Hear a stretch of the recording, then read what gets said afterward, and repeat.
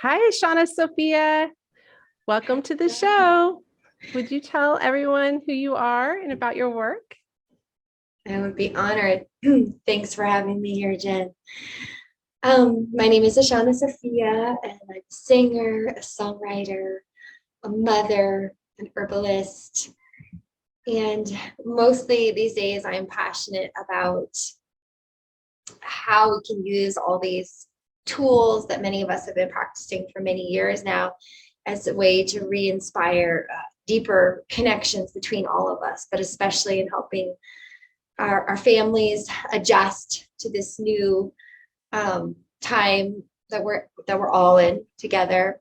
And I do one-on-one coaching with people, especially around empowering them to use their voice.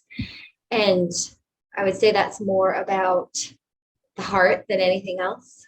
And just, becoming comfortable with what it is that we're really feeling so that we can have vocalize that in a clearer way. And I have two children, and um, I've I've learned so much about myself in raising them. They're the most powerful mirrors I've ever had in my life. Besides also being in relationship too, and um, That's yeah. amazing. I know we have that in common that we have kind of met through our collaboration on homeschooling our kids in this community. So it's wonderful to have you join our community in that Thank you. way. I'd love to have you share your story a little bit and tell our listeners how you came to pursue voice and music as a healing modality. I would love to. Well, I've been singing and mostly playing music since I was a child. I grew up playing the cello, and although I loved it, there was always something inside of me that was uncomfortable, and I couldn't quite put my finger on it. I didn't know whether it was that I was learning through the vein of classical music, and I wasn't necessarily like in love with classical music. I've always been in love with folk music and world music. But that's just how I learned.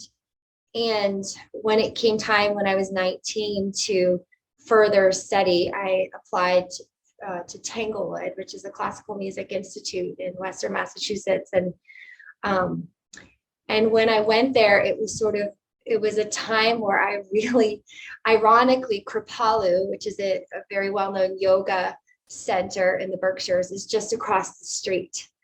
And I would find myself in the afternoons like running over there to do yoga or do things and then go back, into studying. And it was already like this first experience of realizing that, although the classical world is incredible and rich with so much talent and beautiful music, it was missing this very important piece, which is an inclusivity piece and a way that the way that we listen. Like I suddenly became very interested, and I noticed that a lot of people, if they decide they don't like something, they come to this place of like not liking something, and then they become disinterested very quickly instead of being curious and perhaps even non-judgmental and being really, really interested, like, well, what is this person or this artist trying to convey, trying to offer?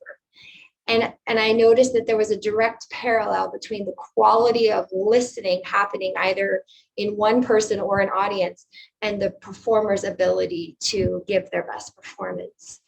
And so I really noticed that in the world of mantra and chanting. And I sort of switched into that world when I was 19 and, just really, really started the journey of healing my own heart this lifetime. And like all the pieces that felt incomplete to me as an artist started to come back to me. And yeah, I feel like I could keep talking. What was your journey of awakening like? Like what spiritual practices, teachers, lineages have you felt and found alignment with? Hmm. So many. We're here right now on Maui, and the amazing and late teacher Ram Dass, or formerly known as Richard Albert, came into my life when I was 26 years old. I first came to Maui when I was 21, but I was here again, and a woman asked me if I would stay at his house for a week and just help out. Um, and so I ended up in the kitchen that whole week and really serving him. And at the end of the week, Ramdas said to me, please, sit down. I have something I want to share with you. And he said, I have this cello in San Francisco, and I've had it my whole life. I used to play it at Harvard, and I want to give it to you. And so he flew me to San Francisco, and the cello got completely refurbished. Wow. Unbeknownst to his foundation, that actually got upset with him for doing it because he didn't ask permission. He just did it. And that was a very big healing moment for me, because at that point, still in my mid-20s, I held a lot of shame around my switching from classical music into this genre of what's now known as medicine music, or, which there's the lineage of yoga, which of course comes through India and the Himalayas, and then the lineage of medicine music, which comes through more like the shamanic traditions in South America. But these are all lineages that have remembered that music is as important in our lives, and I still have to remind myself this all the time, as eating, as loving each other, as reassuring each other. And I feel when I'm sitting and in prayer or in song, I mean, the closest example I could give is like when you're madly in love. It's very special, energetic, that does take time to build up in the body. It's definitely an alchemical equation that happens in the physical form that takes time to practice. But people like Ram Dass, who, one of Ram Dass's gifts, I think, to humanity was, especially in Western culture, we think that health or beauty looks a certain way, right? We all have ideas of what that looks like on the physical level. But Ram Dass sort of reminded us, with his brilliant mind, with his very westernized, very educated mind, that actually wellness is so much deeper than that. Wellness is basically our perception, and how we in yoga, we call it's like how we digest things, how we assimilate things, and that actually is one of the most important aspects of our lives that we're just now coming to sort of gain understanding of. And like you said earlier today, Jen, like that beautiful quote about I used to think I was an introvert, but really I just want to be around people that I can truly share with, right? Like we're not having to constantly edit ourselves. And I definitely am that person. I've been an extreme introvert, but it's more because I needed that time to fully think through everything that I was feeling, so that I could come forth with a purer heart. Everything is giving and receiving, right? So if we arrive completely full to the most beautiful feast ever laid out before us, then we can't appreciate the feast. So it's really understanding, like, we're learning our capacity, right, in our nervous system. And so I would say, to just wrap this question up, it's a process of learning what our capacity is, and then learning how to steadily grow it. And then when we need to empty. And I'd say that the music itself is it really is like a healing salve or balm that can really, whomever the music chooses to touch, really replenishes and revitalizes and heals the heart in a way like nothing else. And I grew up in a family that half the family was extremely political, and half the family was, very Jewish, and none of my my genetics and lifelines, like so many at this time in history, is a hodgepodge and a mix. And I couldn't really identify or attach to any of it. It didn't make sense. And I also couldn't find any false pride in it. It just didn't feel right either. So the only thing that made sense to me was music, because I saw that it was all inclusive. And, if we know one thing for sure, is that we're going to rise together, so. I 100% believe that is true. Yeah. Amazing. The Ram Dass connection. I love hearing about that. That's fantastic that you had that experience at a young age too. Yeah. I know you have a retreat coming up. Can you tell us your vision for that? Mm-hmm. And kind of what your hope for the experience of your guests, or what the goals are for your guests, and how that came into fruition? Thank you. Yeah. The retreat is called the Beauty Way. And then I added immersion / retreat. I prefer the word immersion, because what I'm hoping it will be, or what I see it being, is a week. It'll be Saturday to Saturday, January 21st to 28th, 2023. So we have some months to fill it up. I'm excited to see who's going to come and the group that's going to form. So I'd say it's sort of a threefold process. There's this beautiful Kundalini yoga teacher in North Louisiana who's a cowboy. He's a full-blown, gay cowboy who still lives on his father and grandfather's farm with horses. And he has this great quote where he says, "Spiritual practice is best done alone, together, in groups." Genius. Right. Exactly.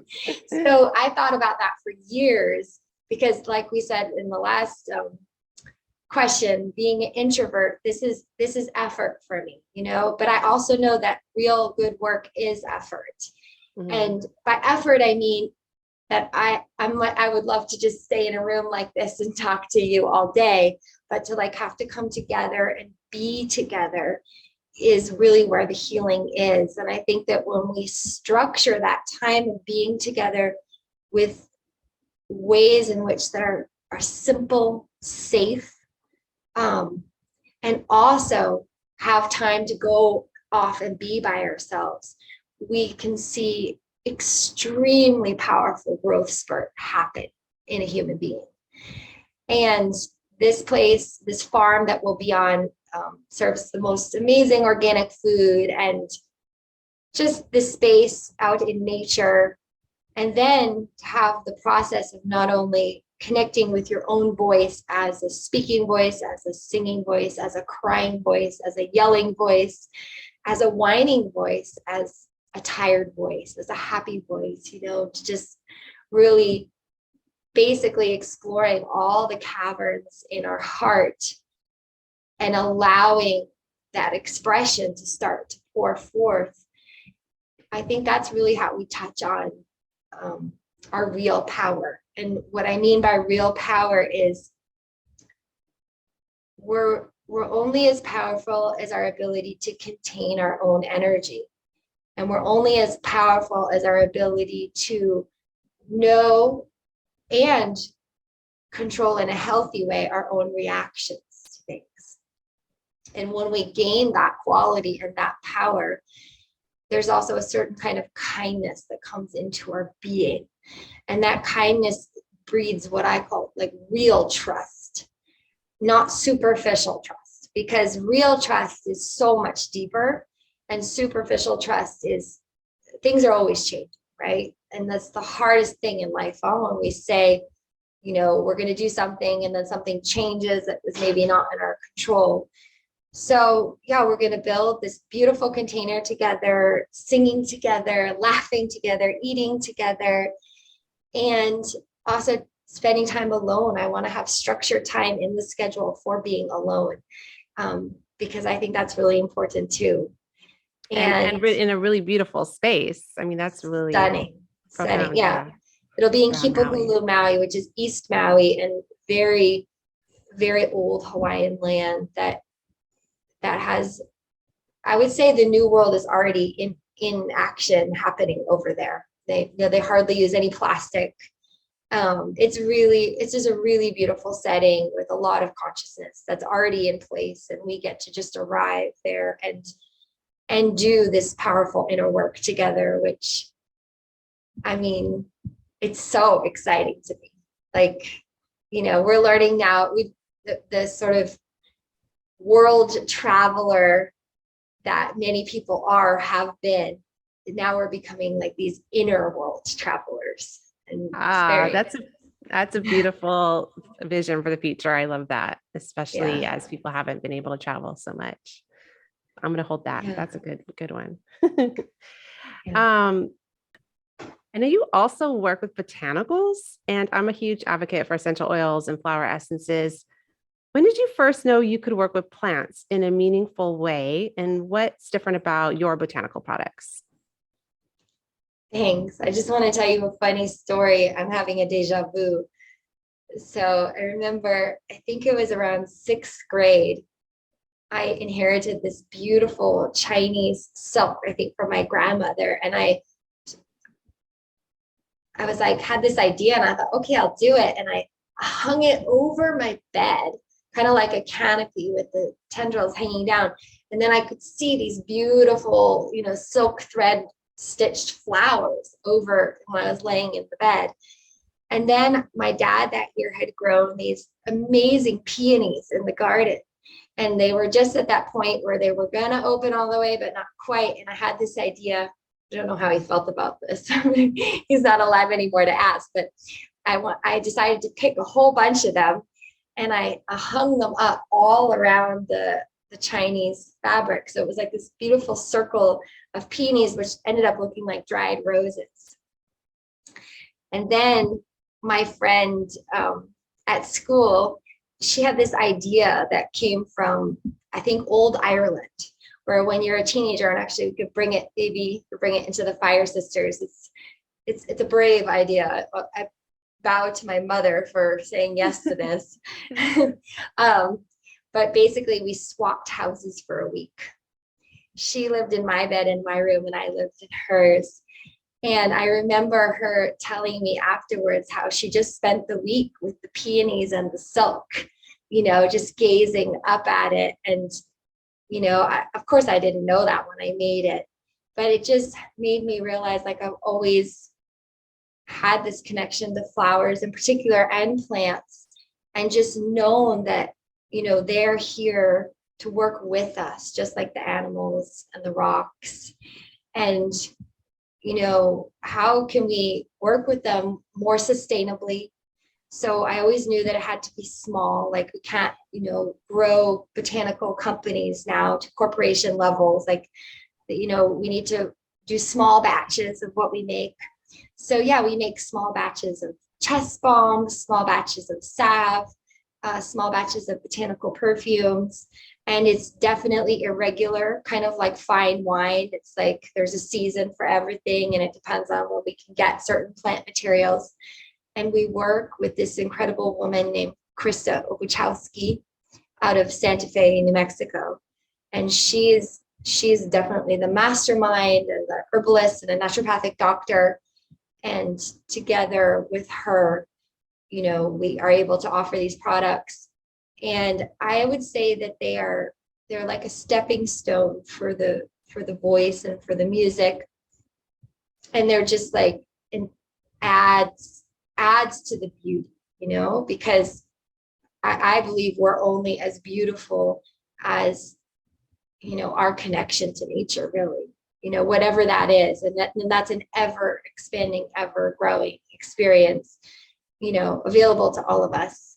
But for me, the plants are in many ways like how people feel about their pets. They've been like very much an emotional crutch, and a place where I could go when I felt like there hasn't been levels of sincerity that I was longing for, or there hasn't been integrity that I was like searching for. But, especially even meeting you now, Jen, I'm so inspired by meeting you, and I'm so inspired by the generosity of spirit I feel in you, that it's going to make me cry. Like I've been waiting all my life for this, and I've been waiting for, I've given away a huge percentage of my work continuously, even to my husband, like, what are you doing? Giving again, and I've just always known that is when we truly give, like without an expectation of finance or, accolades or anything, but we just give because we get this nudge that we're supposed to give. It's a very powerful stance. And I would say the retreat is actually going to be the opposite experience, where I'm basically leading, sharing people how to receive. Because knowing how to receive is equally as important as knowing how to give, but they are completely and entirely two different things, and also to take that energetic out of the sort of male-female paradigm. Like, we know now that we're becoming whole people, sovereign people. So just because I'm in a female body, and very feminine, doesn't mean I'm just feminine. I have plenty of masculine energy too. And you as well, but only we can know, and at which point in our life, how much of each we have and in what phase and cycle we're in. So I feel like the plants and all these products are just allies to help us. I would say they're like a masculine force that help us sort of soften and relax and feel held and feel cared for. And like when we actually feel held and cared for, which is difficult right now, it's difficult because so many situations are breaking down for the good. Right. But a lot of trust is being broken. So these plant allies, through the essential oils, through botanical perfumes, through salves, give us that sense of support, okayness, where we can be well in our bodies, we can be well in our spirits. And it really is this beautiful sensual connector between heart, scent, and brain, because our olfactory brain, I'm not sure if you know this, but our capacity is we can actually memorize up to 25,000 different scents. So the whole coffee smelling thing is actually a farce. And it's basically, it works, but it's working for synthetic fragrances that the body, intelligence itself actually can't recognize. But true natural scents that come directly from nature, our body is highly intelligent and can memorize and recognize. And I learned that just simply with like a lavender plant, like how many varieties of lavender, how many different kinds, how some have high camphor notes, some have low camphor notes. And yeah, it's just amazing. And as you discover that in the plant, you discover that in yourself. Wow, that's beautiful. I love that. As you were talking, I was just remembering that you also do communication facilitation. I was thinking about how you were relating and talking about kind of the giving and the receiving. And can you share a little bit about your work with communication and what your favorite part of working with others in communication is? Yeah, I would say that that's my newest work and my oldest work, if that makes sense. Newest in that I'm just now offering these one-to-one sessions for the first time. I've done them for many years, but only when people would just ask me, and then I would just be available. I didn't feel qualified. I didn't feel like I had, a psychology degree or a communications degree. And I was always very careful, and I think rightly so, to not put myself in positions where I could be ostracized. And in the last few years, I have let myself be ostracized. We can talk more about that later. I think it's very important because I think I read actually on one of your posts, Jen, about the witches and, being burned. And I had a very good friend, also a Waldorf teacher in Louisiana, who one day just called me up in a panic. She's like, I gotta talk to you. I was like, okay, Jess, what's up? She says, I got it. I've got it. I'm like, okay, tell me what you got. And she said, you were absolutely burned at the stake. You came back now. that's why you're so, oh, Ram Dass used to say that all the time. He'd ask me, he's like, why are you so trepidatious? Like, why? Because he, you know, he lived with me for a full week. So he saw all of me. And I didn't, when he asked me that, I actually didn't know. I didn't have an answer. But that refers back to what Jess was saying, which was, I think it was like an intelligent form of cautiousness, knowing place, time, space. And we still need to have these very valuable tools of discernment, which ties us right back into the communication. Because it's super tricky. It's super tricky. Like, you know, embodied communication is, you know, we have this urgency that we want to say something, but then, like, you know, checking in with whom we want to say that with. Are they even receptive at that time? A lot of times they're not. Sometimes we have to overpower that, say it anyway. But the most important piece that I'm learning right now in my life, and what I'm very excited to empower and share and support, is how do we come back from those moments where we may have overstepped? We may have said something at a time when we could have said it 2 hours later or 10 hours later. But how can we go back to that person and say, hey, there was this urgency that I felt. I sensed you weren't open, but I still said it. I just want to say, I'm sorry if you couldn't receive it the way that I wanted you to receive it at that time. Is there another time when maybe we could talk about it a little bit more, if you're open to that?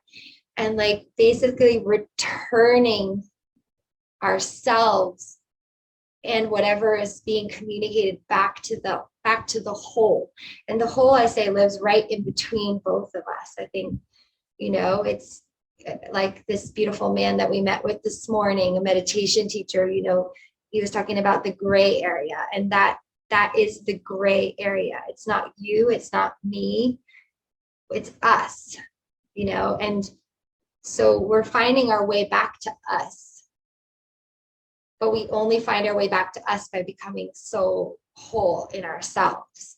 And part of that wholeness is really acknowledging, you know, the vast amounts of pain that for generations we've been just expected to sort of swallow and deal with, you know, and rise above it or smush it down and pretend it didn't exist. And those days are over. Yeah, that's great. That article you were referencing about how the history of witchcraft has affected us almost in our genes, and caused kind of a trepidation on speaking our truth. Yes. I'll have to put a link to that somewhere on the Patreon platform so people can grab it, because it was really an interesting perspective that I think some of us resonated with. Put it on the notes for this podcast too. Yeah, that'll be great. Great. Yeah, because I think we misunderstand. We've sort of coagulated shyness, trepidation, shame, low self-esteem, lack of confidence, whatever all these things are. We've sort of coagulated it into a ball. And these last years for me have been so much about separating all of that and realizing, well, what is what belongs to what, you know, and when do I feel like just pouring my heart out? And usually I feel that when there's sacred space present. And I didn't even know what that was, but I've, you know, by the grace of whatever, I've been practicing since I was probably 12, very consistently. I mean, I've been practicing music since a young child, which is very much a practice. It's a discipline. And then my practice has morphed and morphed and morphed. But I see now where I am that I absolutely couldn't be here if it wasn't for all those hours of practicing. And a lot, this is the funny part. A lot of that practicing is really dealing with your own frustration and trying not to give up. Right. Yeah. Meeting yourself. We all experience that with our children, right? Fully. When we're introducing them to new things and teaching, especially in this homeschool environment that we're in. Yeah. That's a beautiful way of showing us like why we keep doing it. Um, Yeah. yeah. Go ahead. You shared a little with our community about the isolation that you experienced during the pandemic 2020, 2021. What's your biggest piece of advice to someone who's reclaiming their life now after the past 2 years of pandemic isolation? I have so much to say about that. I'm trying to think what I could say that would be the most helpful. I think what I said to you out on the porch is still feels relevant and true, which is, you know, it's always a process of introspection initially, that then becomes a process of friendship and connection. But just asking yourself as often as you can in almost every situation of your life, what do I love? What do I love? What do I love? And it's a very interesting question to ask because that brings us to a whole nother conversation, which we will have on the retreat, which is, well, what is love and what are all the components of love and all the values and energies of love, and how do each one of these aspects play into our life? But when we ask ourselves that question, the reason why I chose that question is a lot of questions and a lot of conversations make us instantly defensive, right? So my goal or my aspiration is to find this way, which I'm calling the beauty way, to really elevate our communication skills, elevate our connection to a place where this defensiveness that's just so innately there for self-protection and is not a bad thing, by the way. I would say it's an instinct thing that's gotten a little bit too strong. So just to bring it down a little, and to ask yourself, what do I love? Like, what do I really love?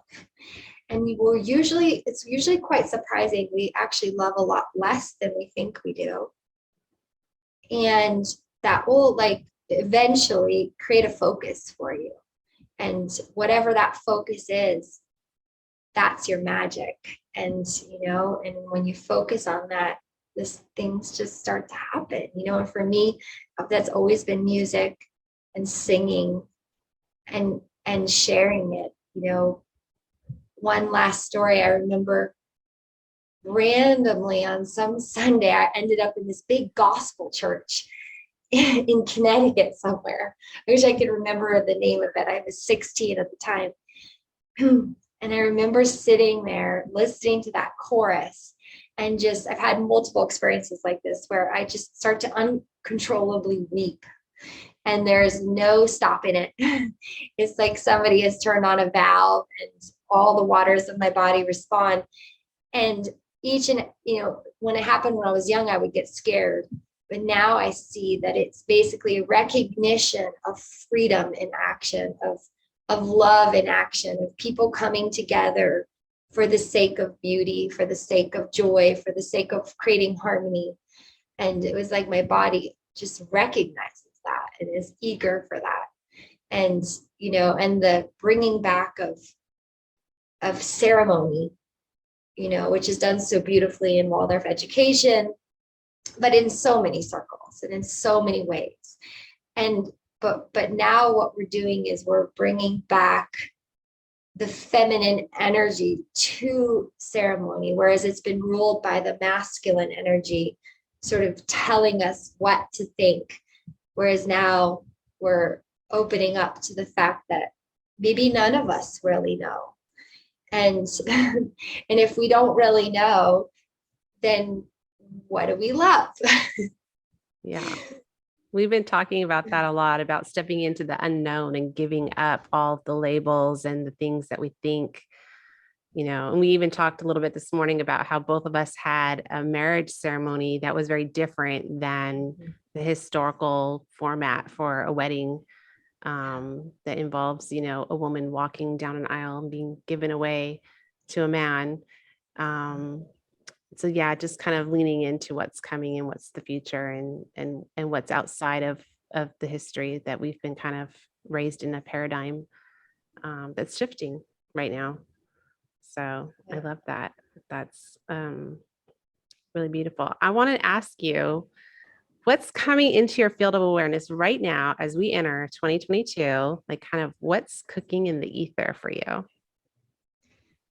Well, I love what you just said about your wedding, and I would love to see pictures because I have this picture in my mind of it. But I'm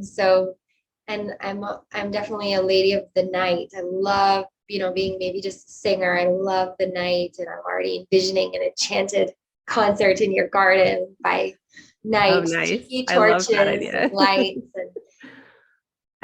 What's coming? I like to tell the story of when we were renovating our house in Louisiana, which was built in the 1800s, and there was these, foot long, beautiful boards where you could see the circle saw marks. And I always love the idea of putting a refrigerator in a cabinet so you don't see it standing. And I just saw this space in this like little old cupboard.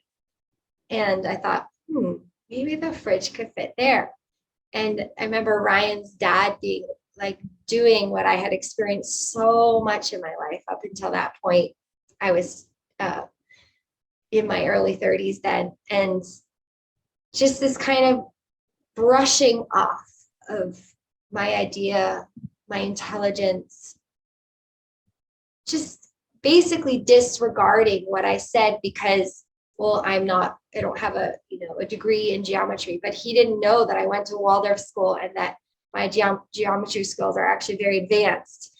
And I could absolutely tell.